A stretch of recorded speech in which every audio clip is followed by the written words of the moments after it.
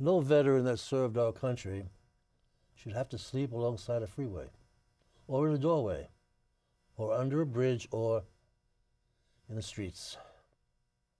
Hello, my name is Mike Upel with another Pace TV show. There are almost 2,000 veterans in San Diego that are homeless.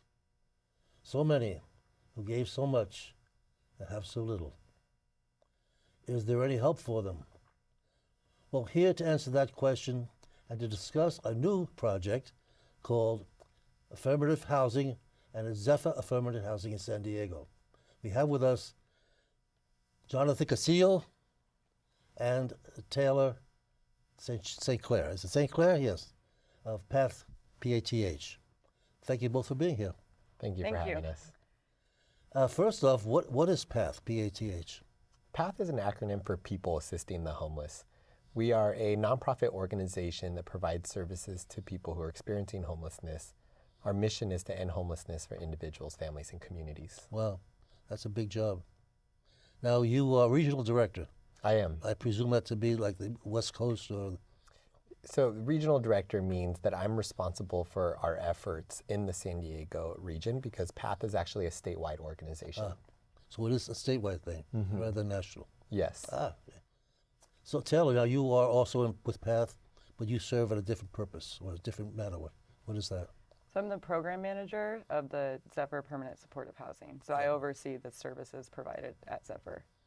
Okay, great. Now you're concerned mostly with Zephyr itself. Yeah. Okay, now speaking of Zephyr, how did that come about? So, in San Diego, there's a homeless crisis. We have 8,100 people experiencing homelessness at any given time. And the way of addressing homelessness is by building housing. And so the history of this program really came to be because there's a need for more affordable housing throughout our community. And so during the time, Affirmed Housing is the developer that actually built Zephyr. And what they were looking for is a project specifically for veterans that could be completed at low cost with fast completion. And so the building or property was purchased in 2015, and it was completed its construction in 2017. Now, the property is local, of course. Yes. And I heard someone said it was a converted motel. Yes, it was. So maybe tell our audience where that's located. So it's located in Grantville. And for those of you who are familiar with the Grantville area, it used to be a Motel 6 and a Denny's. And so we repurposed the motel to actually be apartment units. And the Denny's is actually an admin space for the case managers that are providing the supportive services to the veterans living in the building. That's great. Is this the first of its kind in San Diego? It is not, no. Let me correct that. It is affordable housing, or as we call it, supportive housing in our community is a housing resource that as homeless service providers and developers we use to address the homeless crisis. But this is it is a unique building in the sense that it's completely dedicated to veterans. How many parts and pieces had to go into this project? Because I know you're dealing with the state, you're dealing with the city, you're dealing with other entities. If you briefly just tell us how did that all come together? Sure. So a little background before I jump into how it's put together. Affirmed Housing Group is the developer that really put the funding together and the design of the building. And so as developers, they work with identifying service providers that can actually provide the supportive services in buildings such as Zephyr. And so, they were the ones that were responsible for putting the funding together. And what it's really focused on, it's a lot of work. They're working on developing different funding streams that can actually go towards building the apartment building, but then also providing the supportive services. So that's like a whole complex within a complex. You have something put together and then you have to run it and control it. Make sure it's done properly. Right. That's where PATH comes in. Right. Okay. That PATH itself, tell us a little bit about that as far as how it integrates with your Zephyr project. So PATH is, we've been in San Diego for 6 years now, coming up on 7. But we've been doing this work for 37 years. We really started off as a grassroots organization in the Los Angeles area. It was a number of faith-based entities that got together and said, let's make a difference in our community. And over the years, we continue to grow and understand that homelessness is really a lot more complex than one would realize. And over the years, we've continued to expand our portfolio of services because one thing we've learned is that people become homeless for not one specific reason. That there's many things that occur in people's lives that bring them to this place. And so we need to be equipped as providers to know how to respond to that. And affordable housing is one of those solutions that some people in our community are on fixed income and have disabilities and had things occur in their lives that make it really challenging for them to keep up with the housing market. And affordable housing such as Zephyr really gives them that opportunity to live a dignified life. That is great. How long did it take from the inception of Zephyr House till you opened your doors, I guess, last year or the year before? Yeah, so the property, Affirmed Housing Group actually purchased the property in April of 2015. I'm sorry, it was August of 2015. And the construction began shortly afterwards, and they received their certificate of occupancy in November of 2017, meaning that was around the time that veterans can begin moving in. So it was a little bit around 2 years or so, which is very quickly for building affordable housing because it often takes anywhere from 3+ years. Now, are there plans for in the future to go for another location, that may or may not be veterans? It could be just the average population. Yes, we do have a number of other supportive housing programs or buildings that are actually coming online over the next several years in collaboration with Affirmed Housing Group. There is one that's focused on veterans, and then we also have some that are coming down the pipeline that are specific just to individuals.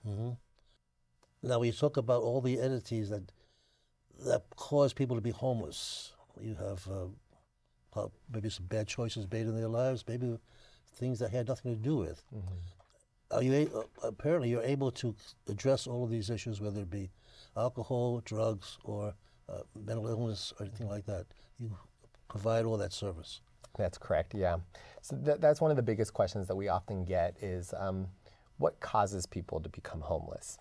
And the best way to describe that is it's really the disconnection of support systems and resources. That we see people becoming homeless because loss of employment or lack of access to health care and behavioral health services.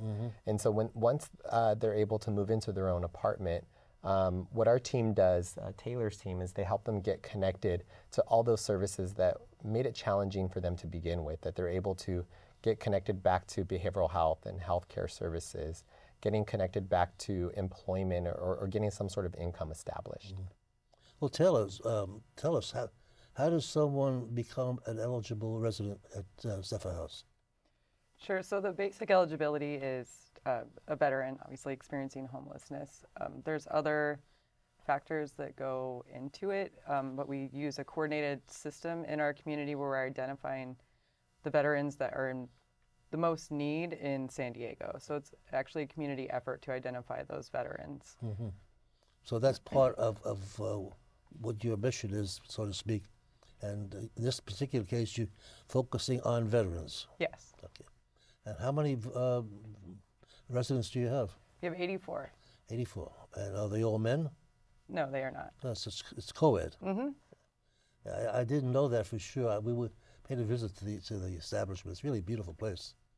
So now, if you were to interview me, if I were a proposed candidate for residency at the Zephyr House, what do I have to do in order to qualify as a homeless person? Sure. A veteran. So like I said, being a veteran, also experiencing homelessness, there's also income limitations, and be working in the community with a homeless service provider that can connect you to the service, to Zephyr, in order to make sure that we are identifying the individuals that are in the most need for that housing. Now, for myself and for the average listener or viewer, would that be someone like a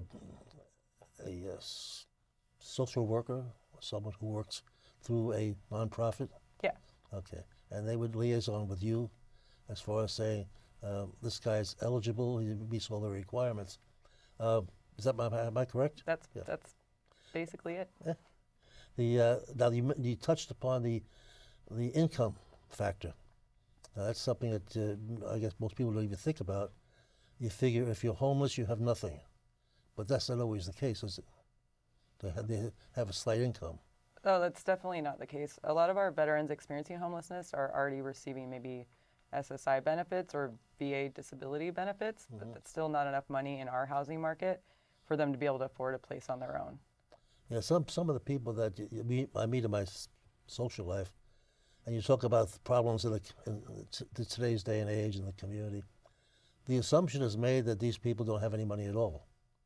And then they see them with cell phones, and they see them, and it doesn't compute. They don't understand that you can be homeless and without a place to live and still have an income, as low as it might be.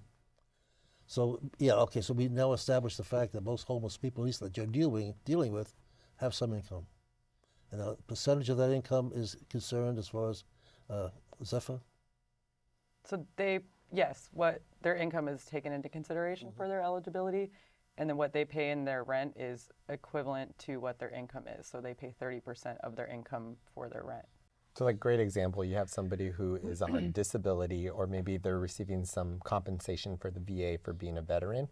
If their income is $900 per month, they would be responsible for paying $300 a month, since that's 30% of what their income is. And that sounds reasonable, more than reasonable, because there's no free lunches in this world.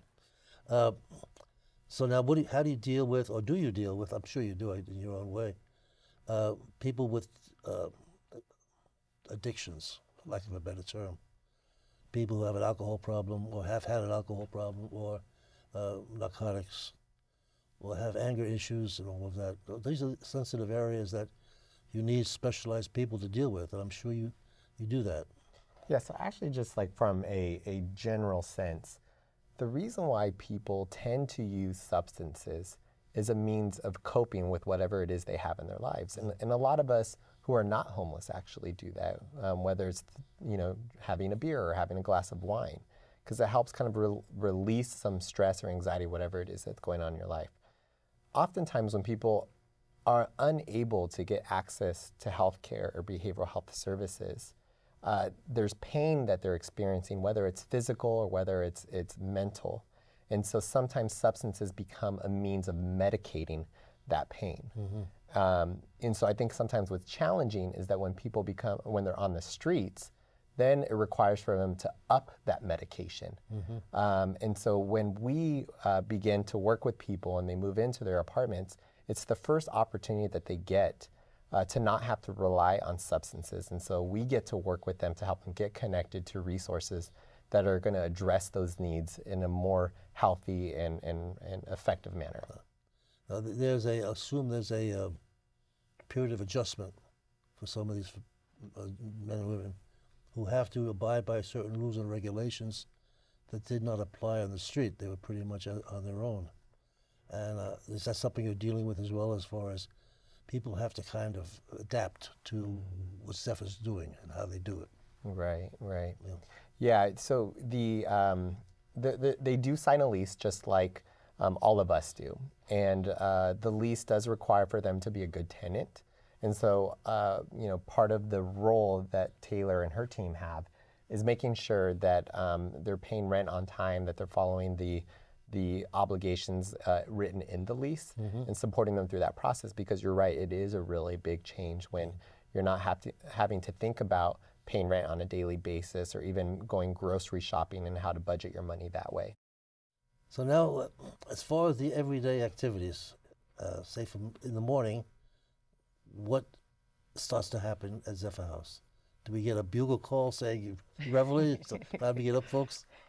No, so Zephyr, it's independent living, but kind of on a everyday, the case managers have their clients coming in and out all day. Usually they wake up and come get coffee in the community room, kind of say say hi, get their day started, and then depending on what their needs are, what their appointments are, they'll meet with their case manager. Some residents might meet once a week, some might meet twice a month, and some might actually meet every day, depending on what they need. So every day is a little bit different depending on who's coming in the office, but we definitely have a rotating door going all the time. That's great. And if they need transportation to shopping or whatever else they need to do, how is that provided? So right now, if it's for medical appointments, we help them actually get transportation from their care plans. For grocery shopping and things like that, right now we're not actually able to provide it, but we're working on that. Okay. And then we do provide bus passes for those that need it. Bus passes work very well as well. Yeah. Yeah, it's a new life for them, and I know that there's times that these people might need legal help. They may have some concerns going on. They may have to bring somebody in and help them with that, and of course with their addictions if they have any. I presume that you have a close relationship with the VA as far as care for them. Yeah, we do. Yeah, and you get them to their appointments and all of that. I had a chance to, I visited your place, Zephyr. You had a weekly plan. It was a calendar of events that you do.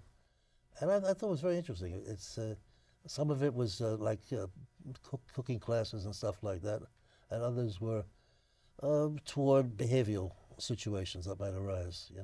We try to offer a variety of services. So because we have such a variety of veterans and what their needs are, so every day of the week we do offer some type of programming. So like you said, we have a cooking class. We also have a recovery class. So somebody that does want help with substance abuse, we offer that service.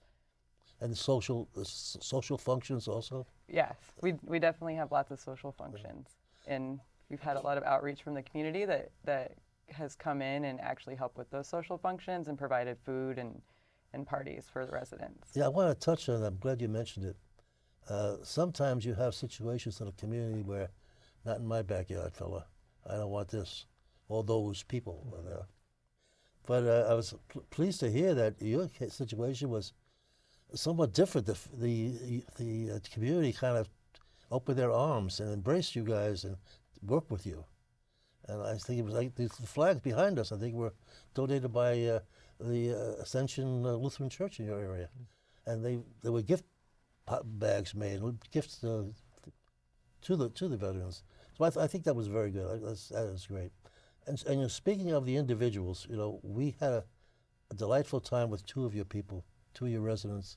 A good interview. So let's see if we can get that up on the TV. I was homeless for 5 years. One thing, I was always cold. And it was just a disconnected way of life, period. Because I never did anything out there that I liked to do. It was survival. I was always used to raising a lot of my own food, and you can't do that. And I'm picky about what I eat and how I eat, because I grew up raising it. And if I wanted something, I went out, picked it. It was always there. And one of the things I missed the most was tomatoes. I do the gardening again, but yeah, I get tomatoes again. It's not easy, but slowly but surely I'm getting things put back together. Zephyr has meant to me stability. On and off, I've been homeless since 1989. The biggest difficulty for me was being stable, having a place to go. Well, my biggest challenge was finding a place to stay, getting over the homelessness. That was the biggest challenge, but there were plenty of challenges in between time. There was things going on in the streets. There was challenges with employment. There was challenges with my medical. There was all sorts of challenges. I guess you can call them life challenges. I found out about Zephyr through the Veterans Community Center. and they matched me up, and it was a long process, but I accomplished it. My life's improved a lot. I mean, I have stability. I have a apartment to go home to whenever I like, and I have some independence, which is very important. For those who are still homeless, it's not easy, but it's definitely possible. So don't give up, and just hang in there until you get yourself together. Well, now, that was interesting. Both of them have taken well to the system. They enjoy themselves. They're productive. They can't say enough good things about you guys, so that's great. How long do the average residents stay at Zephyr House? So we're still pretty new, but I can explain to you sort of how it works. It is permanent housing, so they can stay there forever. But they do have the ability after 2 years to actually take their subsidy and leave Zephyr and go on their own. That's if they feel like they no longer need the services offered at Zephyr. That's got to give them a tremendous amount of relief. They have a home for at least 2 years, if not longer, and they can move when they're ready to move, not when someone says you have to move. That's really great. So now, what are the challenges that you have in controlling, not controlling, that's the wrong word, in running Zephyr House? Is it financial? Is it cooperation from others? Or is it just a wonderful, easy day every day? Every day is an easy day. We do have a number of challenges, but just like each individual is different, it really varies from day to day. So, well, all right, so let's touch on the supportive services. On an average, say an average week, we talked about the week when you have various functions going on. You have at your disposal apparently supportive services from nonprofits and people that are interested in working with homeless vets. Well, we actually have 4 case managers on site. So every veteran that lives there has their case manager that tailors their individualized service plan to that veteran. Well, that's great. I think some of the other challenges that we come up against is our system. And when I say our system, I mean the larger system of social services and healthcare is very complex, regardless if you're homeless or not. And I think some of the challenges that we see is helping the people that live at Zephyr to actually gain access to those services. So sometimes we have a number of people that have chronic health conditions, and their primary provider may be a good distance from where Zephyr Apartments is located. So how do we start coordinating transportation? And how do we do that so often, especially for, we have 84 veterans who are actually living there. So coordinating it for primary providers or behavioral health, that when we have veterans who are in mental health crisis, how do we help them gain access to those mental health services right away? Yeah. And apparently you do it. You do it very well because we're always chipping away. So what would you recommend that someone who may be watching, who may all be homeless, he or she, how can they gain access to your services? If somebody is experiencing homelessness, I would really encourage them to work with the homeless service provider that they're currently working with. And if they're not, there's a number of resources that they can actually reach out to figure out how to get connected. 211 San Diego it offers a number of resources, not just if you're homeless, but if you have any sort of circumstances within your life. Could you repeat that 211, meaning on the telephone? On the yes. Aside from 911, it'd be 211? Right. And so instead of dialing 911, you dial 211, and they offer a number of resources that are available through the community that are specific to your needs. And so that's oftentimes a good place to start because there's homeless services throughout our entire county, so they can help navigate that to see what's nearest to that person. I see. What can the community do to help? I think the Grantville community is a model for what communities can do to support programs like this. Because there is a lot of what we call it NIMBYism that exists within our communities of not in my backyard. What Grantville did is they reached out to us and said, how can we be supportive of this apartment building and help us understand the needs of the people who are going to be living in here? And so what they really did is they came together and said, let's be a part of the solution and let's welcome the veterans who are moving into Zephyr apartment. And so what they did is they actually developed what we call welcome home kits. So what we don't think about very often is when we move into an apartment, a lot of us have more income than people who are on the streets. And so we're able to purchase beds and cups and plates and all the basic things that you need to make a house feel like a home. But when you're on limited income, and even though you get the keys to your own apartment door, it's really challenging for them to purchase a lot of the basic necessities. And so what the Grantville community did is they actually pulled together their resources to develop welcome home kits. So for every veteran that moved into Zephyr, they received the basic necessities for their apartment. And then they also did, they were part of the ribbon cutting, which was really great. They've asked for Zephyr residents to join town councils and other community opportunities within Grantville. Wow, that is successful. That's really great. Well, we're pretty wondering what else can we be doing as a community to be helping out your effort. Yeah, and Taylor, feel free to add to everything I have to share, but I think there's a lot that we could be doing. I mentioned earlier that there's a need for welcome home kits and basic necessities when people move into apartments. You know, one thing that a lot of people aren't aware of is social isolation is a big thing for a lot of communities. For older adults or for people experiencing homelessness, they all kind of struggle with social isolation. So what we're looking for are ways of being able to help them reintegrate into their community. So whether it's joining town councils or whether it's local residents volunteering to maybe do different types of socialization groups and offering their expertise. I'm getting the signal that we're almost out of time rather. But volunteering, that's the key word in my world anyway. And you can move mountains with volunteers.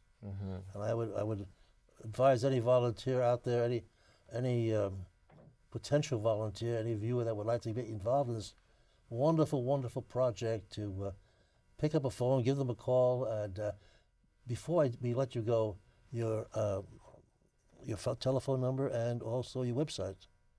Yes, so you can find out more information about our organization if you go to pathsandiego.org. And you can find out more about volunteer opportunities and other ways to get involved. Great. I can't thank you enough, both of you, for being here and telling me such wonderful stories. You don't get too many success stories nowadays, so it's wonderful to hear from both of you. Thank you both for being here. Thank you for having us. Yeah, thanks, Mike.